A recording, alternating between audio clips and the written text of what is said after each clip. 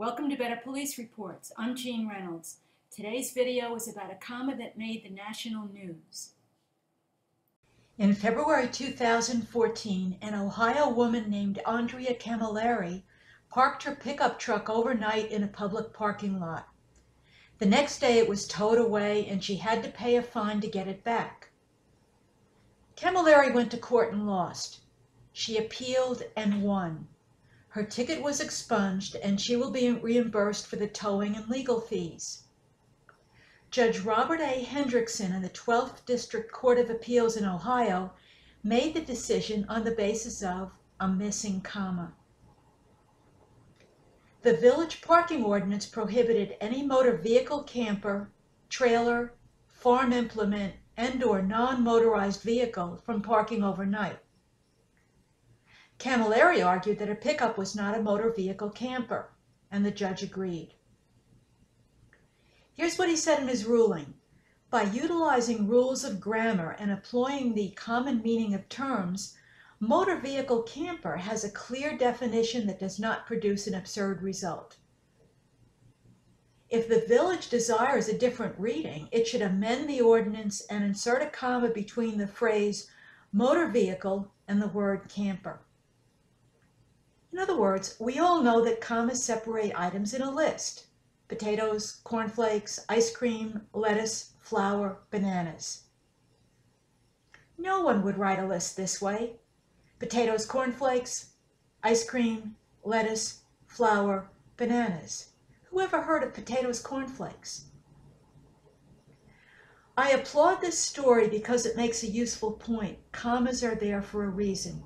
I used to have students who seemed to think that commas were meaningless little squiggles invented by English teachers to cause confusion. Commas make perfect sense if you think about them.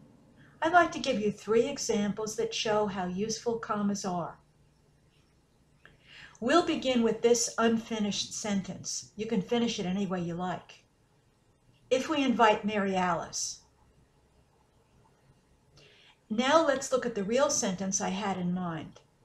If we invite Mary, Alice will refuse to come. You can see that it's confusing. We need a comma after Mary. Now we can read the sentence correctly the first time. If we invite Mary, Alice will refuse to come. This is a comma rule 1 sentence.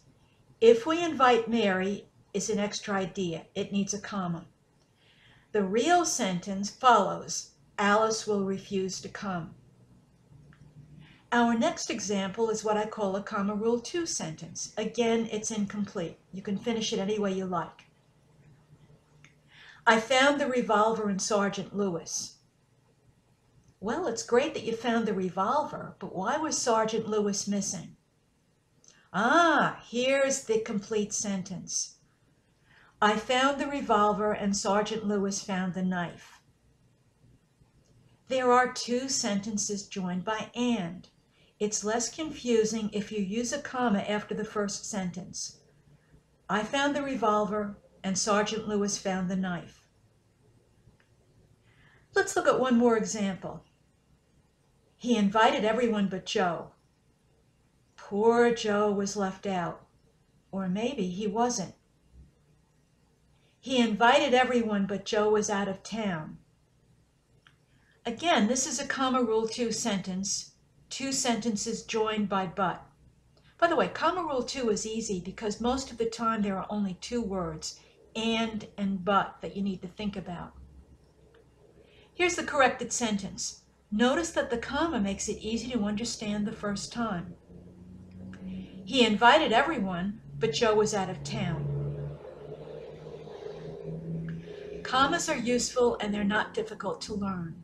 You can download a free handout explaining all 3 comma rules at this link. You can also download the handout at my website, www.yourpoliceright.com. Everything there is free and no registration is required. I also encourage you to take a look at my book, Criminal Justice Report Writing.